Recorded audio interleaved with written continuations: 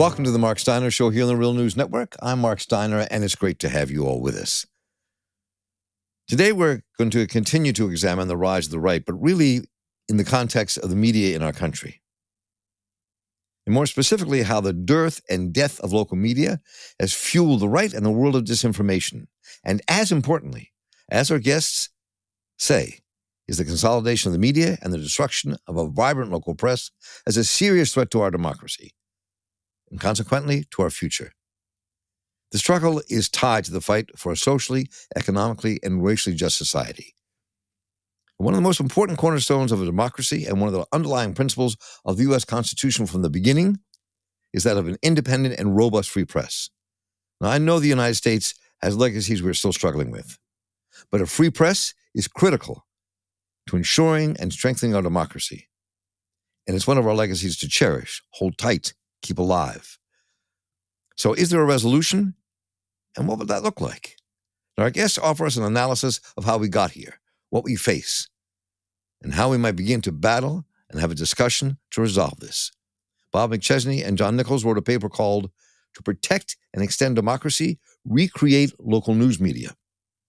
John Nichols is the nation's Washington, D.C. correspondent and associate editor of Capital Times in Madison, Wisconsin. And Bob McChesney is Professor of Communication Emeritus at the University of Illinois, Urbana-Champaign, and a former editor over at Monthly Review. Both have authored many, many books. Besides that, they've also authored many books together. Books like It's the Media, Stupid, Our Media, Not Theirs, Tragedy and Farce, How the American Media Sell Wars, Spin Elections, and Destroy Democracy. And most recently, The Death and Life of Journalism. And they're also the co-founders of Free Press, the nation's media reform network. So it's a pleasure to see them both once again and to have them here on the Marc Steiner Show. Welcome to both of you. It's great to be with you, Marc. Yep.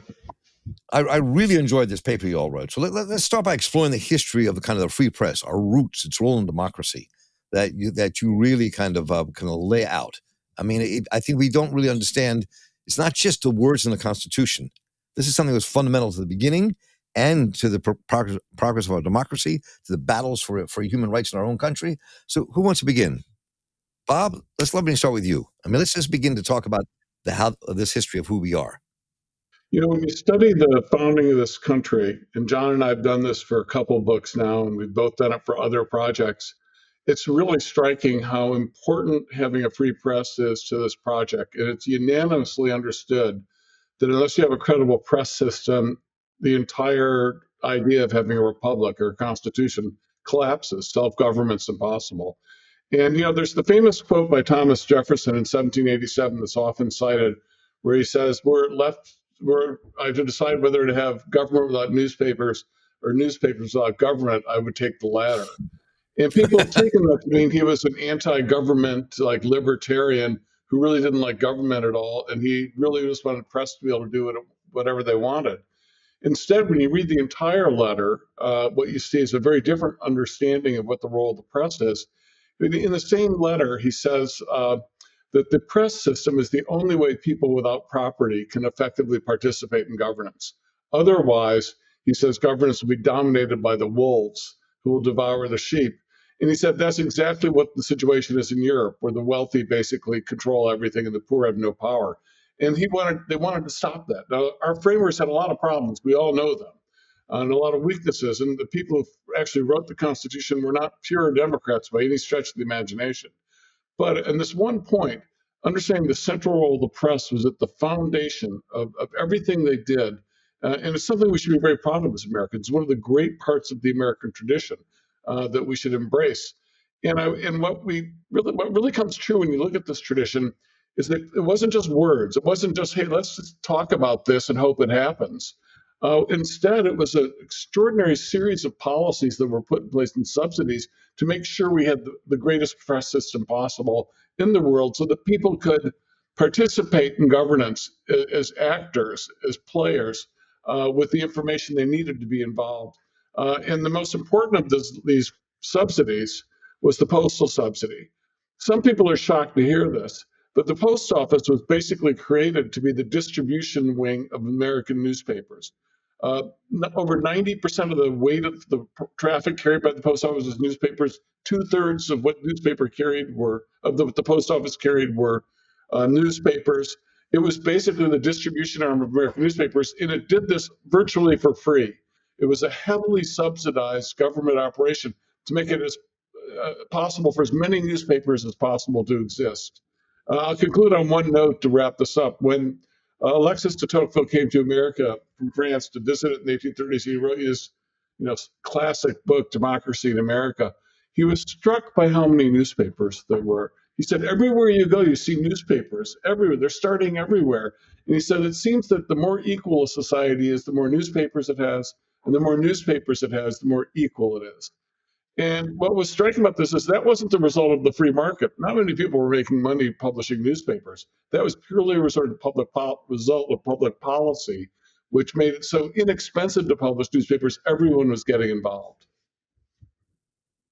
So John, I want to pursue just what happened here. I mean, I think all three of us and many people watching this, not everybody, grew up in an era where there were multiple sources of media in our local communities, and they covered national politics, and they covered local stuff, and they brought us information about our neighbors and what's happening in our world.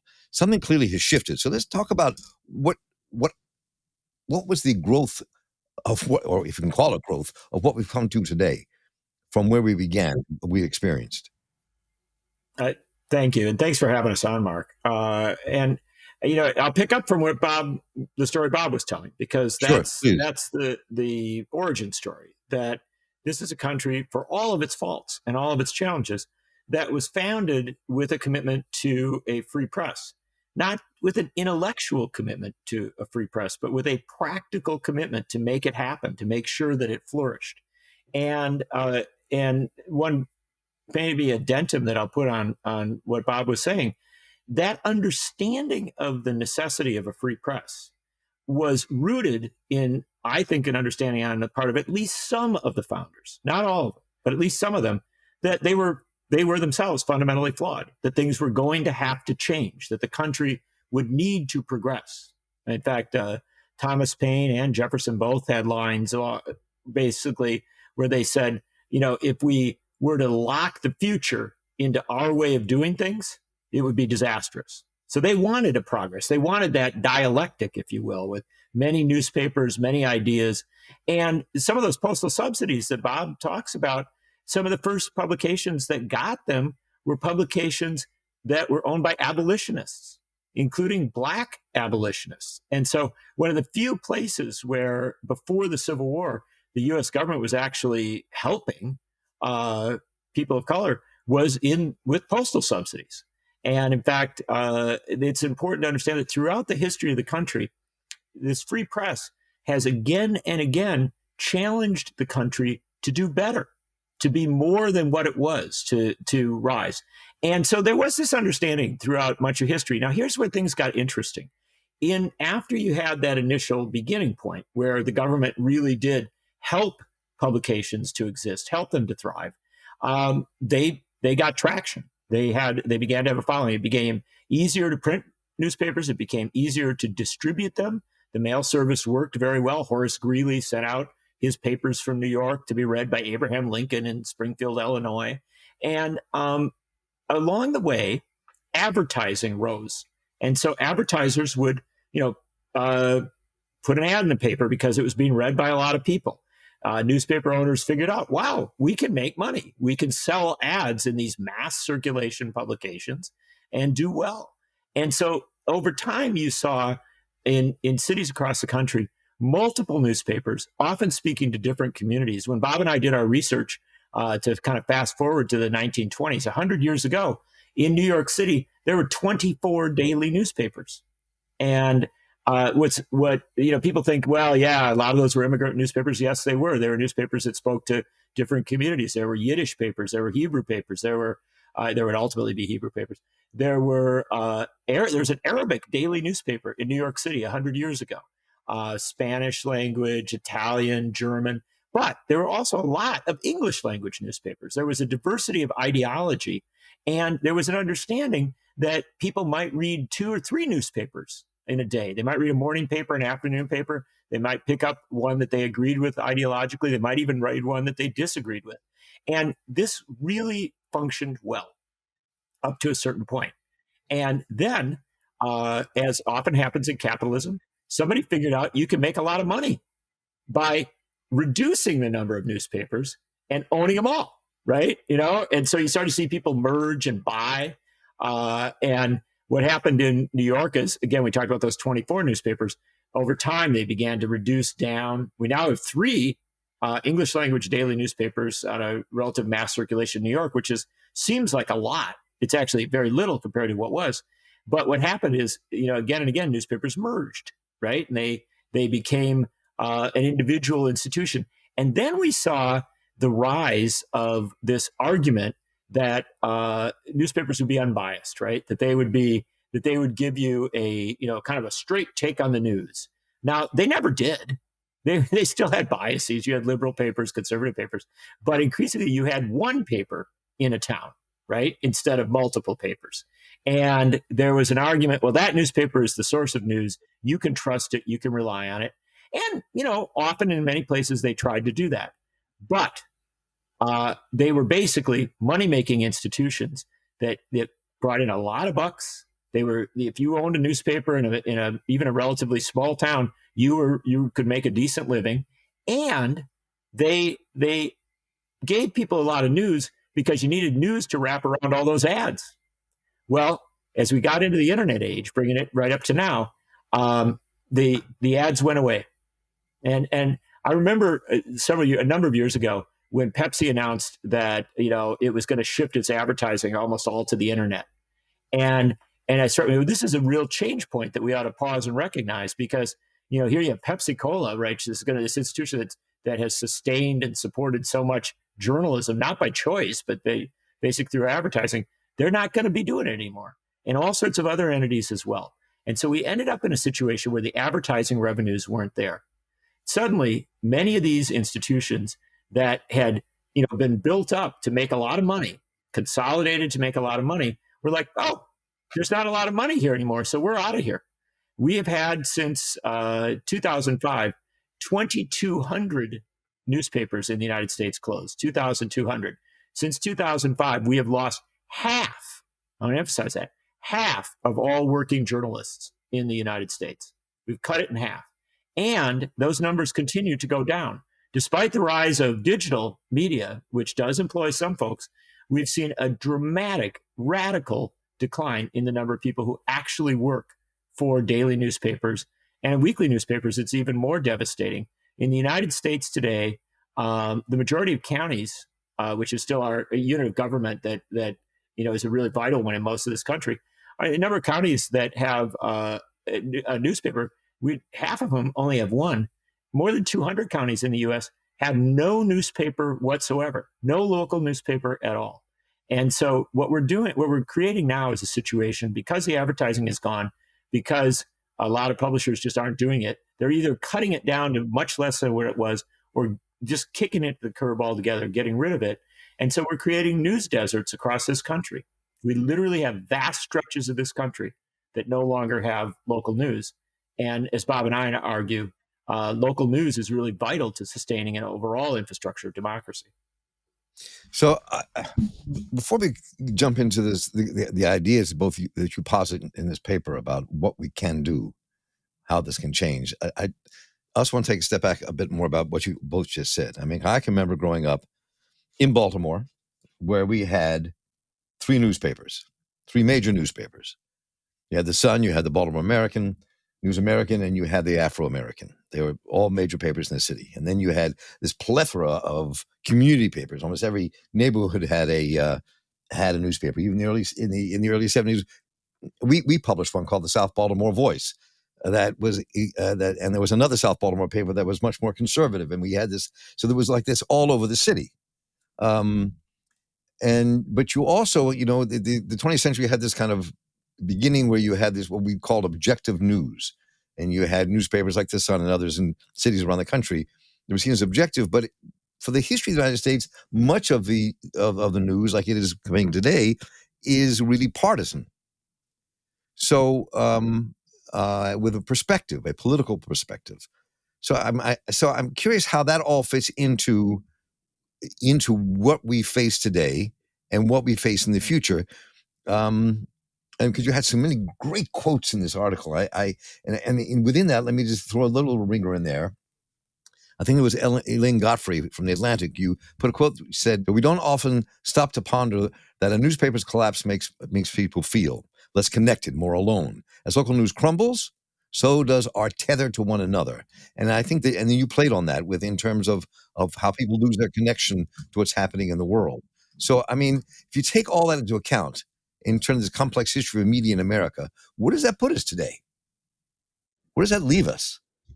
In a very dark place where the events around us, which would have seemed inconceivable just a decade or two ago that are taking place, now seem inexorable given what's going on in the country. What happened with journalism is that I think you've really touched on an important point, Mark, about this rise of objectivity. When the founders, and throughout the 19th century, newspapers, which were the heart of journalism in the country, local daily newspapers, they were seen as political institutions. Horace Greeley, who John mentioned, the great editor, ran for president in 1872. Warren Harding was a publisher. All our great social movements, abolitionists, which we refer to with Frederick Douglass, all our great political activists were newspaper editors. They published papers that were distributed by the post office. They were strongly political institutions. And this rise of the idea of the neutral, objective news, there's one story to get it straight, and that's all you need, that corresponds directly with the rise of monopoly control of newspapers in local communities. Because if you have 5 papers in a town, you go down to 1, which was the case in most American cities, something like that, in the first 60 years of the 20th century. Well, it's going to look like something awful like Pravda or Izvestia. Suddenly you only have one voice, unless that one voice says, wait, we're just telling a neutral truth that you can trust us because it's neutral and we've been trained at professional journalism schools. And I think that we all realize that we want our journalists to try to tell the truth, to be factually accurate. But the idea that there's only one legitimate take on whether the United States should invade a country, we've learned from history, is preposterous. There's only one way to deal with an economic problem, is preposterous. So it's very healthy and necessary to have multiple voices in a community. And those multiple voices should be communicating with each other. They should be leading dialogue, giving people solidarity, understanding there are other people in the same boat they're in, sharing the same concerns, and there's something they can do about it. So they get incentive to participate in social life. And I think that's what's missing in America today. That's why depression seems to be the order of the day. And it's not just people out in the sticks. I mean, it's everywhere. I'll give an example. I moved back to Madison 10 years ago. When I first moved here in 1988, we had terrific local journalism by American standards. And after just reading the 2 daily newspapers for 6 months, I knew this town inside out. I was very comfortable here. I returned in the last few years, the local media is so horrendously terrible that the only stuff I learn is when someone emails me something. And if they didn't email me, I'd be completely in the dark. I'd be completely cut off from what's going on in the city. And I think that's true for every American. Even people who want to get involved don't have the ability to do so. And it leads us to the point you talked about, where you've got a lot of lonely, ignorant, uninformed, desperate, unhappy people who basically aren't social actors anymore at all. And there's no way for them to participate, really. And that is the ground on which, anti-democratic movements are founded. So if this, and I'm not one of those who believes in conspiracy theories, and I argue against them all the time. So if what happened to media in America, especially local media in America, is not some conspiracy, but in reality is what has happened because of the system that we have, the kind of unregulated free market system that is allowed to control everything in their monopolistic practices, that kind of led to this, and the power of all of that. So let's begin to talk about what it is that changes that creates this new dialogue in America, that creates this new way of having a press and a media that actually allows us to think through ideas and wrestle with them and have different perspectives. So how do we get back to that? Not back in a sense, but how do we get to the future where we actually create something new? John, go ahead. Well, I'm just going to say that to get to answer your question, we have to put one more piece of the puzzle. Put it in there. Place. What is it? And it is that everything that we've discussed up to this point, it kind of leaves out the elephant in the room. We are now at a point in our country where it's remarkable that we're sitting talking about local journalism today, because every other media conversation in the country is about the anniversary of January 6th. Right. And it is about the fact that we had, for the first time since, I think, 1814, an attack on our Capitol. And for the first time in our history, an attack on our Capitol by an organized group of Americans who sought to overturn the results of an election, right? A coup attempt. And you're like, well, how did we get there? Why now, for the first time in our history, do we have a coup attempt that not only wasn't, it was averted in the moment, but the people involved weren't held to account, still have not been held to account, and to a large extent, just individuals who went in the Capitol, but not the people who were behind it, not the powerful folks. And why do we have polling that shows huge numbers of people believe completely false constructs about what happened on January 6th? Well, the answer to that is what Bob and I have been talking about, this collapse of local news. The fact of the matter is that when we had a strong local news system in this country, we talked to one another, right? We maybe talked to one another directly, but we also did through our media. If you had several newspapers, you might have a conservative paper, you might have a liberal paper, but they would both say at a certain point, well, there's certain facts, right? We're arguing about facts here. We're arguing about reality here, not about, just crazy opinions. And as we've seen the collapse of local media, what has happened? Everybody starts to look up. They look up to national media outlets, to some place to fill the void. They get their information less at a level where they know other people, where they know their sources of information. And they may get it from a right-wing talk radio host. They may get it from Fox News. Maybe they'll get it from MSNBC. But increasingly, they've gotten it from the internet and from even more nefarious sources, if you will. And the end result is that propagandists have figured out how to speak directly to the American people who still want information. And that void that was created with the collapse of local news has now created a situation where we have massive numbers of Americans who get their information from folks who are actually trying to misinform, who are actually trying to create false constructs and to engage people politically, to anger and enrage people to such an extent that they might storm the Capitol of the United States to try and overturn an election result. So all of the pieces that we've talked about up to this point lead us to a spot where we have an urgent, desperate need to look back at our history, figure out how you create a functional, successful local media system, local news system, so that people can get information. It can fill that void, if you will, not with misinformation or disinformation, but with something that they know and trust. And so that's the issue that Bob and I wrestled with. And I'll let Bob, pick up from here. But I think that's, to my mind, that's the essential kind of bridge from the history to the crisis that we're in. Well, I think this has been a project I've been working on for over 20 years with John and on my own. And I think the major form of resistance that we've met is that, any government involvement with journalism is against the American tradition, which is, as we've shown, is bogus. And everyone said, well, let's just let the market work its magic combined with the internet. Eventually, people will figure out how to make money doing journalism, and the problem will be solved.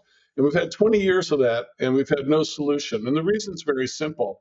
Advertising no longer buys ads on websites. It's not like the old days of a newspaper or magazine. Hey, I like your newspaper. I'm going to buy an ad because I want to reach your readers.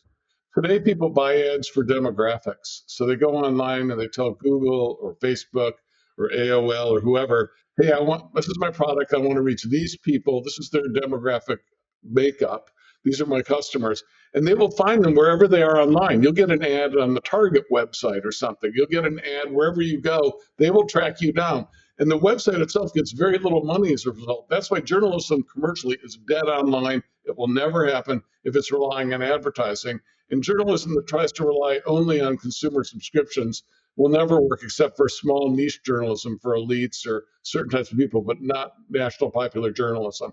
Now, if you accept that, and I think the evidence there is incontrovertible at this point, then the only solution is public money. The only way you're going to have the sort of journalism we're talking about, with reporters competing in independent newsrooms in communities around the country, drawing people into public life, is with public money. The trick then is, how do you get public money to pay for this, but not have the government control it, not have them pick at the winners and losers? And here again, the post office antecedent, the history of American history is really rich here. As John pointed out, the post office gave everyone the slow discount postage, free postage, all virtually. It didn't matter what your content was. That was the genius of it. The government played no role in picking winners and losers. Everyone qualified. And in our view, that's the same approach we should take here. We should not have the government saying, this is good journalism, that's bad journalism. Instead, what we do is set up a pool of money in every county in the country and have an election for people who are nonprofit groups that are qualified, can compete for this money. If they win the election, they get funds worth whatever percentage of the vote they got in the county's budget. And there's a number of criteria we lay out to prevent fraud, to guarantee that the money will be used locally by people who will guarantee competition. And it guarantees there will be a minimum of 5 media in every county, a minimum. And if it did, it'd be 5 well-paid media. So that's the principle here that we start with, and then people will select it. Now, people might pick candidates to receive this money that you and I wouldn't like. They might pick some that we love, but that's their choice. This is a democracy. You live with what the people actually choose. That was our founders, and some of the quotes in the piece by Ben Franklin talked to that, Jefferson talked to that. They despised many newspapers, but they never said we should censor them or get rid of them or lock people up for printing them. They said that's just the way the system is. The people have a right to what they do. And we hold that belief too. That should be central to this. So we lay out the plan in the paper, and it sets up a national budget that allocated by the county, overseen by the post office or the postal service today, returning to its historical mission to operate these elections. And it should be fairly painless relatively to make it a functional system. But obviously things can come up that will require attention, problems you can't anticipate in advance. And we learn from the experience. But we've laid out what I think is the blueprint for the beginning of mapping a functional system. And if I could just add one final thing on it, Bob and I say throughout our piece, and we make it very clear, that we're open to people saying, wow, that won't work. Here's a better approach.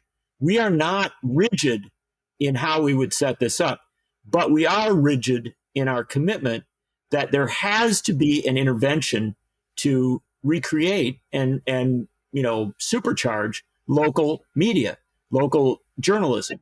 And we know that it's not going to be in a form of a print newspaper in most cases. It will very likely be online.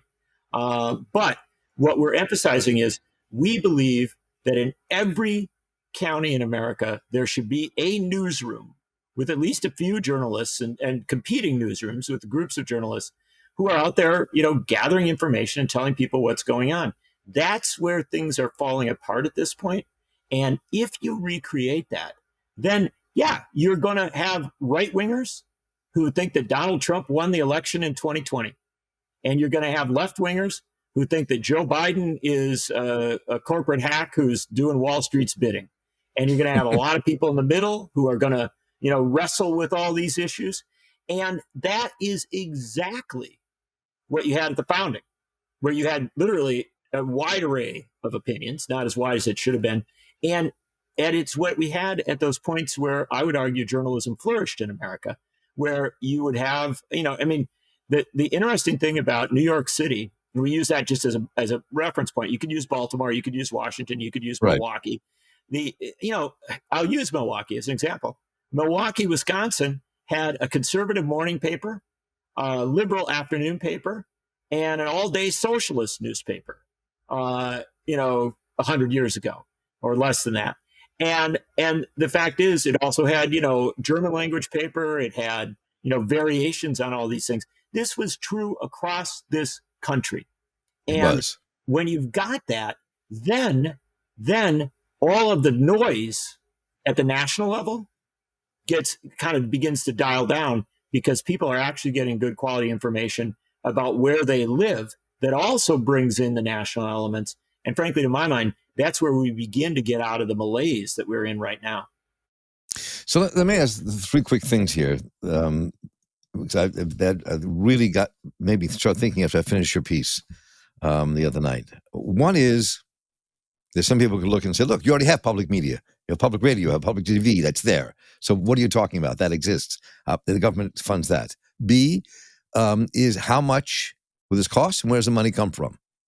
And C, given that there is a huge push from the right wing in America, locally, taking over school boards and local councils, and they're really organized, much more than moderates, left, or liberals are at all in terms of their push politically on the local level. Given that, how that could affect this idea. So let's tackle that. So let's start with the public media. Let me take A, and then let Bob take B, and then we'll wrestle for who does C. Fine. And I hope we remember C by the time we get through A and B. That's always the challenge.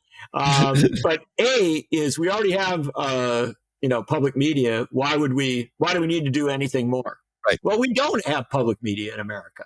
We really have what most countries in the world would see as a tiny little kind of micro experiment. We do have public television, and some of it's very, very good. And we have public radio, and some of it's very, very good. And we even have some systems that support a little bit of community radio around the country. But the amount of money that we put in to public media in the United States is minuscule. I mean, it's laughable compared to what Germany does, or what Scandinavian countries do, or what Canada does, or what, Slovenia does. I mean, Bob and I have done the research on this, and the numbers are just jaw-dropping. I think Slovenia, at one point, it was like a 75-to-1 ratio over, what they put into public media versus what we do. And I'll get some of these figures wrong, but you could just go around the world and find, other countries are like 20-to-1 ratio, 50-to-1 ratio. We don't fund public media in this country, and we should. We should put a lot more money into it. But that's not really what Bob and I are talking about. What Bob and I are talking about is, supercharged public media. We want an American BBC and then some. We'd love to see all that, and we've supported it for years. But what we also want is that the genius of local media, coming from competing perspectives, with biases, with points of view, with ideals and ideologies. Also with a commitment to the truth, hopefully to get into the facts. But we want that discourse. What's fallen apart in America is that, it's not necessarily the ability to get news. A lot of people can get news, right? But what has fallen apart is the ability to take that news and have a dialogue about it, right? To say, oh, this is your point of view. Here's my point of view. Oh, wow.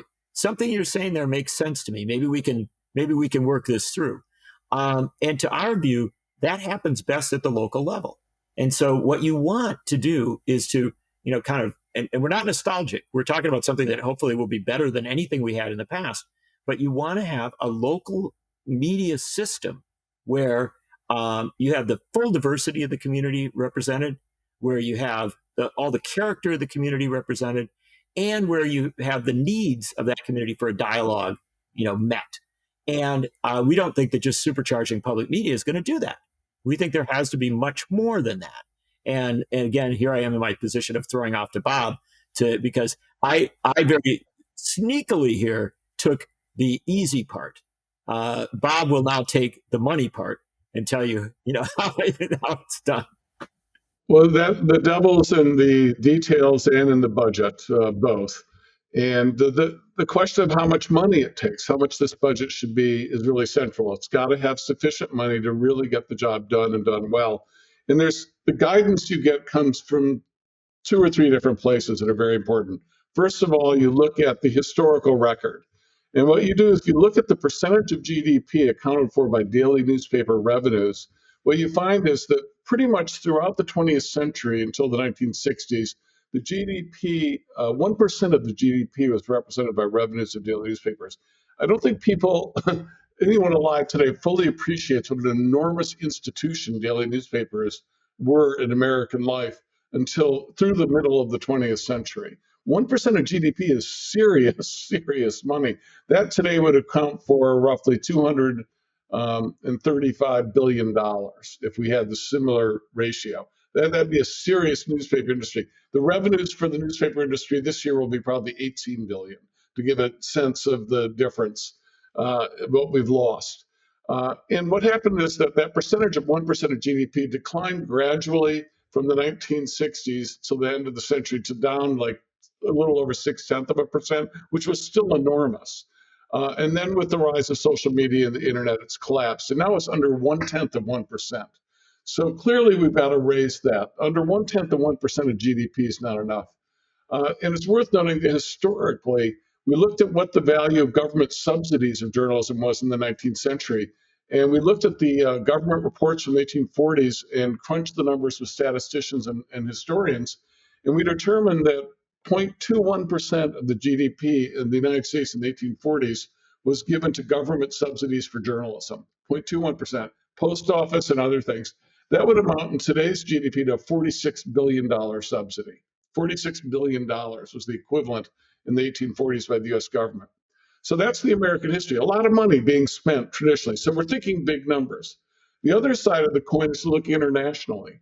Internationally, if you look at the list of the most democratic nations of the world, like in the Economist magazine's Democracy Index, John's mentioned them. They're the usual suspects: Canada, Norway, Sweden, Germany. And these countries, all of them, they're considered the most democratic in the world by traditional political science criteria. They all spend the most on public media and supporting diverse journalism. Their governments do. And so it says basically the most democratic countries are spending the most. The United States is ranked now, I think, 24th or 25th on the Economist list. We're down in the flawed democracy category next to Hungary and places like that. We're in a whole different league now. So the countries that are spending the most are the most democratic. And then the other flip side of that is there's a group called Reporters Without Borders. And they assess every country where they rank and how critical the news media are in those countries, how much they can dig and get away without being harassed by the government. And they rank every country on that. And the countries that have the democracies, the Norways and the Germanys and the Swedens and Japans, the countries that have the highest rated countries for free press are also the same countries that spend the most, their governments spend the most on media, on journalism. So they don't contradict each other, they correspond. And the moral of the story is that a democracy, a genuine democracy with the rule of law, can have public funding of journalism and have an enhanced democracy, not undermine it, just the opposite of the sort of the conventional wisdom that in this country alone is pervasive. No other democratic country would even take that seriously. So how much money is it? How much do we need? The good news for us is the internet and the digital revolution cuts costs dramatically. We don't need distribution arms. We don't need advertising sales people anymore. We don't need that whole crew of non-journalism related activities that you have. We don't need business offices now trying to raise money here or there. So the costs go down dramatically. So we don't need hundreds of billions of dollars to get the job done, though we do need tens of billions of dollars. And if we look at the amount that Norway spends to give it that's the best media system in the world by many accounts, it's certainly the most by a thriving democracy, it spends per capita what would be roughly $35 billion a year by American terms. So what we did is we said, why don't we set the budget for this local journalism initiative at a percentage of the GDP? So it'll always be locked in at that figure. So as the economy grows, as you have inflation, as population grows, it automatically adjusts because the GDP reflects that.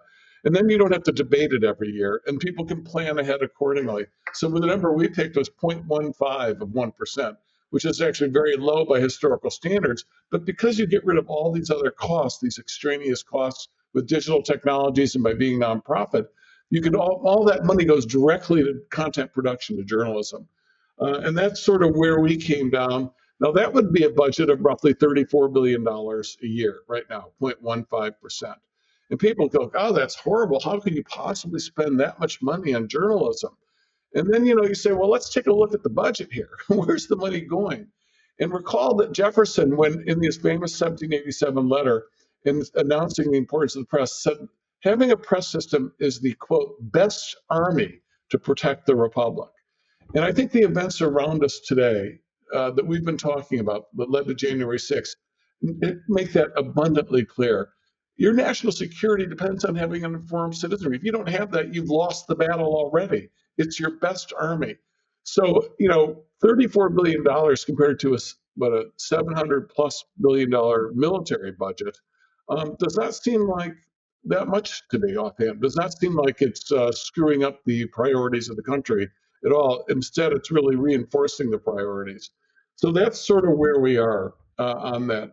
Now, there's one fringe benefit I'd like to add, Mark, because Sure, John please. mentioned that we want to do this. The result here isn't just to recreate what we had in the past. It's really to do something even better. And one area where this will be, I think, a revolutionary development will be in the matter of racial justice. Because basically, in communities like most great American cities, Baltimore, Cleveland, Detroit, St. Louis, in those counties where African Americans account for 20 to 40% of the population, say, depending on the county, they're going to have 20 or 40% of the votes. There's going to be viable media serving people of color in these communities. It will be by them, for them. It will be controlled by them. It will be resources unimaginable before in American history. And it'll be part of the process of democratizing the society, hopefully in a way that's long overdue. And if I can just come off what Bob just said there, one final element just on the area Bob was talking about, this becomes, Bob was talking about the big cities, right? This becomes especially vital in rural America. And people lose sight of the fact that 25% of African Americans live in rural counties. Roughly half of Native Americans live in rural counties. The boom populations in rural counties, the highest growth populations in rural counties are Asian Americans and Latinx people. And so as a result, we see that there's a huge number of people out in rural America, in smaller towns and smaller counties with very, very little media, who have very few opportunities to create a system by which they can really communicate. This has tremendous potential to kind of open up the dialogue across the whole country, not just in the big cities, but in small towns and in rural counties. And, I think one of the assumptions is, a lot of this money that would be distributed via counties across the country or at the county level will create conservative media, because so many of the counties in this country are, they voted for Trump. They're conservative. It's true. And that's fine. It's fine to have media there that, reflects that. But you would also begin to reflect the full diversity of rural America. And I would argue, great potential that we have a much more realistic politics in this country. We'll still have conservatives and liberals, but we will have a lot of people who, rooted in their own place, telling their own story, begin to open up a much more small d democratic discourse than what we have. We worry so much about Washington, and that's fine and that's good. We worry far too little about the quality of our small d democratic life in small towns, small cities, and bigger cities across America. And that's what we think our plan would recreate. This has been a really interesting discussion, and I'm going to drop the last comment I made, because I think that the discussion that has to happen from here is how you get this on the drawing board, given what's happening in Congress now and how Build Back Better has been stymied in some ways, and it's not in some ways been stymied for the moment. And the journalism initiative in that, we'll see if that even goes forward. But the question is how you get this conversation moving and going in the broader parts of America to understand what it means and to really tie the future of democracy, no matter whether you are right, left, middle, center, whoever you are, is tied to a free press and tied to a robust press. And I think that's part of the argument you all are making. That's essential to the argument you all are making. And I think that is what's critical here. So, well, and Mark, you're starting it, right? Because look, we wrote this paper not in a sense of despair, but right. in a sense of deep concern, because we thought that the dialogue in the United States was not where it needed to be.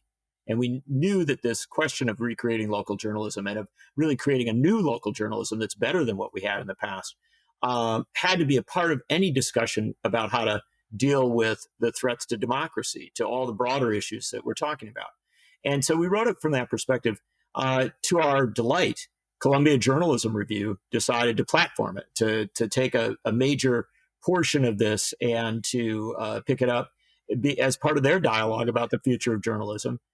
Free Press, the group that we've been involved with, has taken it and put it on there in a much broader form. And what we found is people across the country have picked up on it. There are people who are, bouncing this proposal, these ideas that we put forward around, some disagreeing, some adding their own elements to it. But something's happening here. We're talking with you today. We'll talk with other people as we go forward. And most importantly, we're talking to members of Congress. Not always convincing every one of them, but working with them to try and say, hey, here's an idea. And one of the things that we really desperately want to do is kind of break through the narrow discussion and get us into that bigger discussion. You don't always get rewards for that. There's not always, people don't always say, oh yeah, thanks for making me have to think about more than I wanted to think about. But the fact of the matter is there have been a lot of discussions in Congress about how to save journalism in America. But those discussions have largely been about picking tiny amounts of money, right? Small allocations of money rather than the large amounts that is needed. And also they've tended to funnel that money through existing media organizations rather than looking for ways to help people of color, people in rural, suburban, urban areas across this country to create media that reflects their experience. And what we hope is that we can open up that much bigger dialogue. We're not against, moving money to help keep journalists on the job now, but what we are in favor of is a dialogue about how to go beyond just keeping journalists employed to a dialogue about how to create a journalism, how to create a media in this country that actually sustains dialogue at the local, state, and national level. And by sustaining that dialogue, ultimately sustains democracy. Yeah, I would only add to that, we published a piece in Columbia Journalism Review a month ago, roughly. And for the 2 or 3 years before that, I've been giving talks or lectures on this issue, mostly on Zoom. And I've been to a whole different range of audiences. And local news constantly came up and people's frustration, whatever their political viewpoints, and the fact that no one was able to replace what we'd lost. And what was striking was when I go into this idea that we're floating here, the Local Journalism Initiative, or earlier variations of it, it was almost uniform enthusiasm. I was struck by that. I really had, once people listened to it and thought about it, they said, yeah, that would probably be exactly what we need. So we knew it was something that would resonate if you could get away from the labels that are done nationally. That's a liberal idea, a conservative idea, and just talk about the policy itself. We knew we had something that people would like to talk about at the very least. And what we're hoping was that after the presidential election, when there would be a huge stimulus package, we were hoping that maybe this issue could get put in there as something necessary for the infrastructure of our democracy. We weren't lucky enough to get there because that came a little too fast for us. But I think we need to get this issue in play for Congress and for politicians soon, because we don't really have a lot of time to lose on this issue like any other. So, Bob McChesney and John Nichols, thank you so much for joining us today. It's been a real pleasure to talk to you both. And I just think that you two should start the Bob and John Show. We've been doing it for 20 years. I know. Thank you. Well, thank you both so much for being with us today. This is a really important discussion, and I think your initiative is critically important to the future. And I hope we can do everything we can to continue the dialogue and to make America hear what you're saying. So thank you both so much for your work and for joining us today. Thank you.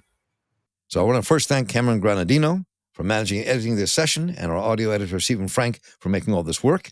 And if you want to reach me, please just write to me at mss@therealnews.com, and I'll get right back to you. So for The Real News, and everyone here at The Real News, I'm Marc Steiner. Stay involved, keep listening, and take care.